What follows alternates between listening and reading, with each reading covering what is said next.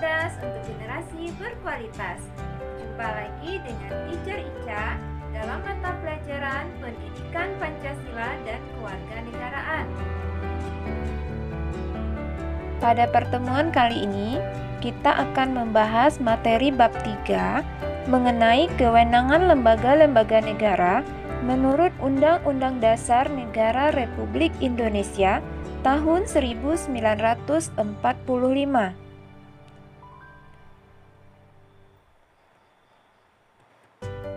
Adapun topik pembahasannya mengenai suprastruktur dan infrastruktur politik.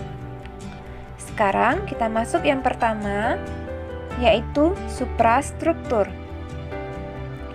Sistem politik Indonesia merupakan sebuah kajian politik yang menarik untuk dipelajari. Sistem politik terbentuk dari dua pengertian, yaitu sistem dan politik. Sistem adalah suatu kesatuan dari unsur-unsur pembentuknya, baik yang berupa input atau masukan, ataupun output atau hasil yang terdapat dalam lingkungan, dan di antara unsur-unsur tersebut terjalin suatu hubungan yang fungsional.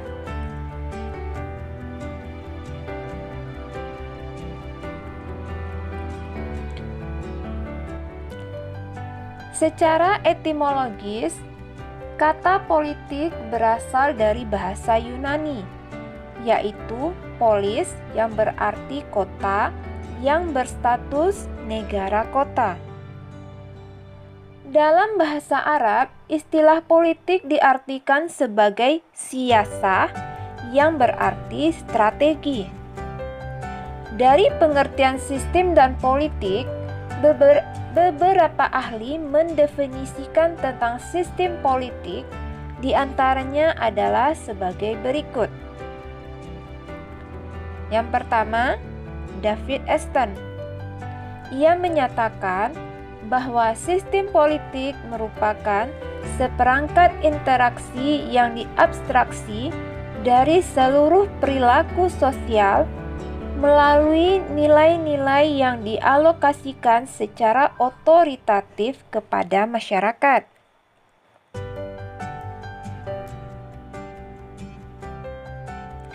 Yang kedua, Robert Dahl.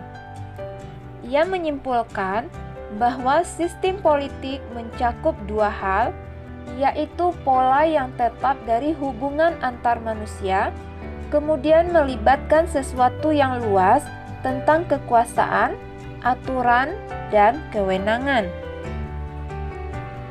Yang ketiga, Jack C. Plano.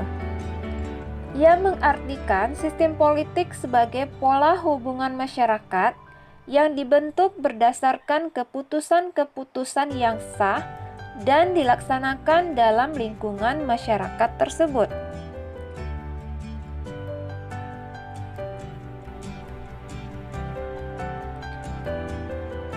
Yang keempat, Rusadi Kuntaprawira. Ia berpendapat bahwa sistem politik merupakan berbagai macam kegiatan dan proses dari struktur dan fungsi yang bekerja dalam suatu unit dan kesatuan yang berupa negara atau masyarakat.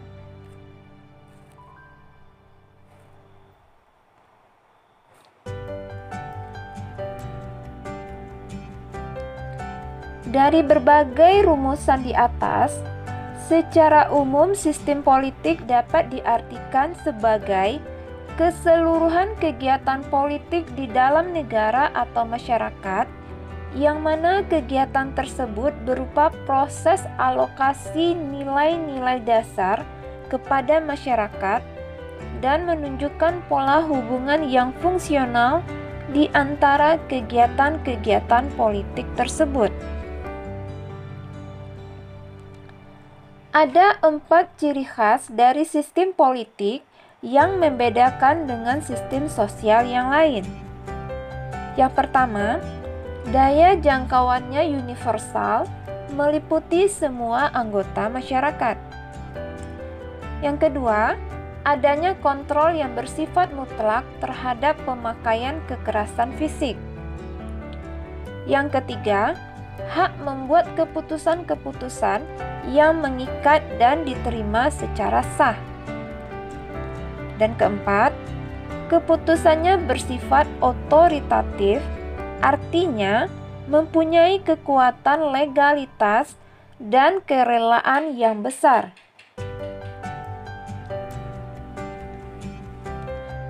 Dengan demikian, sistem politik yang berjalan tidak akan terlepas dari keseluruhan unsur-unsur suprastruktur dari suatu negara.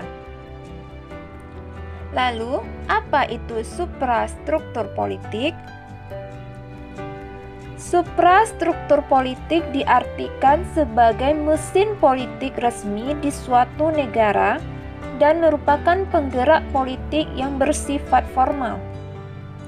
Dengan kata lain, suprastruktur politik merupakan gambaran pemerintah dalam arti luas yang terdiri atas lembaga-lembaga negara yang tugas dan peranannya diatur dalam konstitusi negara atau peraturan perundang-undangan lainnya.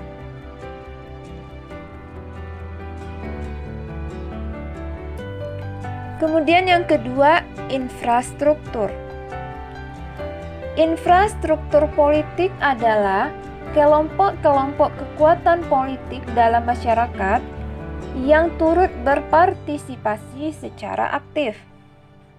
Di Indonesia, banyak sekali organisasi atau kelompok yang menjadi kekuatan infrastruktur politik, akan tetapi jika diklasifikasikan, terdapat 4 kekuatan sebagai berikut. Yang pertama, partai politik. Yang kedua, kelompok kepentingan atau interest group. Yang ketiga, kelompok penekan atau pressure group. Dan yang keempat, media komunikasi politik. Nah, anak-anak teacher, sekian dulu pembahasan materi kita pada pertemuan kali ini. Sampai jumpa pada video berikutnya. Bye!